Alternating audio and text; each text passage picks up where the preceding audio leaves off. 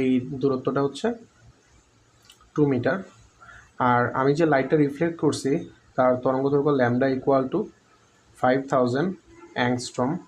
So এই অ্যাংস্ট্রমকে আমি যদি আসলে মিলিমিটারে নেই তাহলে আসবে হচ্ছে, মিটারে নেই 5000 ইন্টু 10⁻⁻10 মিটার, এটা চলে আসবে।